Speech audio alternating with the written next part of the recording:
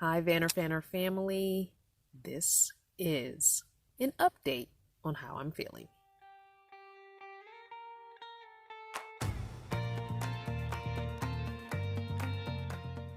But before I get into this update about how I'm feeling, don't forget to help out your favorite YouTubers by watching their videos from start to finish, skipping as little as possible, and watching as much of the ads as possible.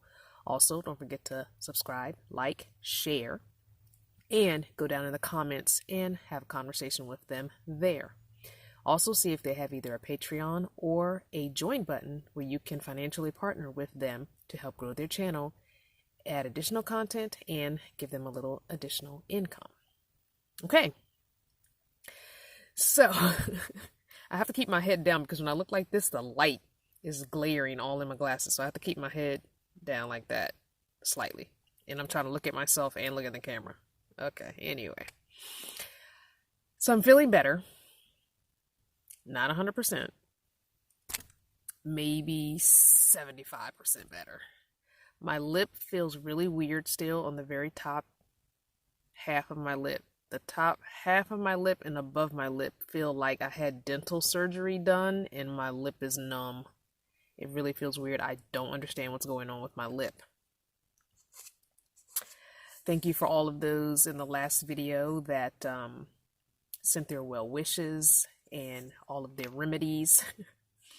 But I want to give us an especially huge thank you from the bottom of my heart to Miss M, also known as SSR founder or SRR founder. I can't remember. I should know that, right? She reached out to me in the Facebook Messenger and used all her resources, her tribe of people and friends and nomads or what have you, and found me an online way to get a doctor and a prescription. So for $30, I went to Hello Alpha. I'll put the link on the screen. I'll put the link down below. And I was able to put in my symptoms. I was able to put in what I thought I had, my allergies to anything, because I am allergic to Zithromax, which is like the Z-Pack. And some others, sometimes I have different reactions to different kinds of penicillins. Nothing major, but like itching under my skin, like I have ants crawling under my skin type thing. I've only had that happen twice, so it's not, I've had amoxicillin before with no issues, and then I've had amoxicillin before with issues, so it's not something that happens every time. But so I did that yesterday. The day I'm filming this is Thursday, so I did that on Wednesday, and just kind of gave it up, paid my $30 and was like, all right, it's gonna happen. They're either gonna reject me or not.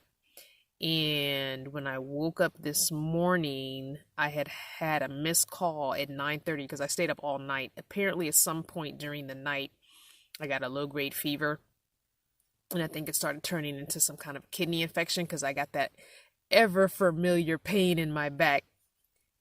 Just little history.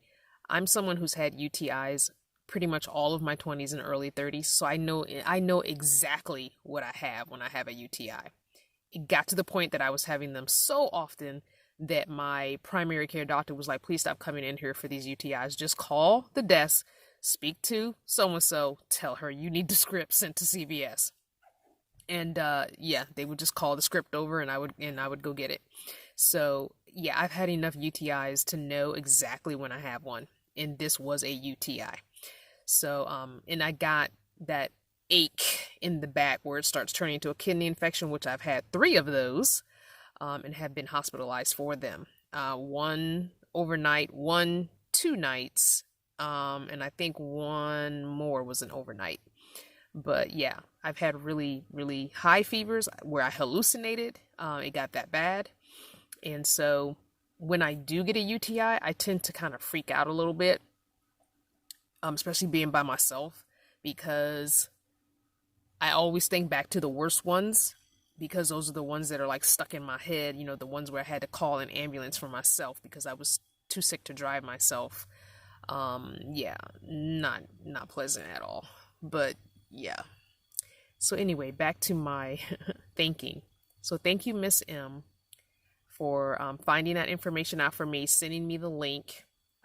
It worked. I had the prescription was sent over to the local CVS. They even ask you in the thing, what CVS do you want to use? And I went on to Google Maps, found one, copy and pasted the address in there. And the prescription itself was $11.99. So for $42.99, I have antibiotics. And it's a really long name. I'll put it up on the screen as well, but I need to cover my government name up. But it's that name,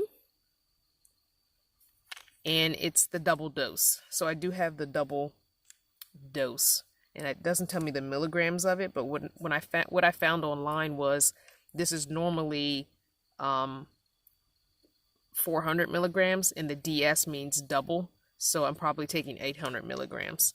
So, and it's twice a day, every 12 hours. So I didn't end up taking it until 12:30 this afternoon, because after getting the message and then getting myself together and going out and getting it, and then I went to the grocery store because I had no more food here that was just quick eat food. I only had cooking food, and I'm just not feeling well enough to cook. So I got some food I didn't have to cook, like some salads and some fruit. I can make smoothies, and cereal and almond milk. So things like that I can just quickly eat. And even though I'm not really hungry, I've just been pushing the water, and I did get raw 100% cranberry juice, not diluted, 100% concentrated cranberry juice, which is so disgustingly bitter. But I've used it before and it works. So I've been sipping on that. I've diluted with a little bit of water and put just a smidge of agave in it to take some of the bitterness out. And I've just been sipping on that all day. That and water. Still peeing all the time. The peeing has lessened a little, but that was why I was up so much last night, because it was literally every 5 to 10 minutes. The urgency to urinate was there.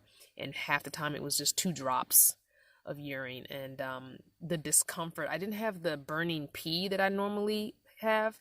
I think I've gotten to the point where I don't necessarily get the burning pee every time, but I get that intense pressure on my bladder and that intense pressure in my urethra that I have to pee so bad, and then it's like 2 drops.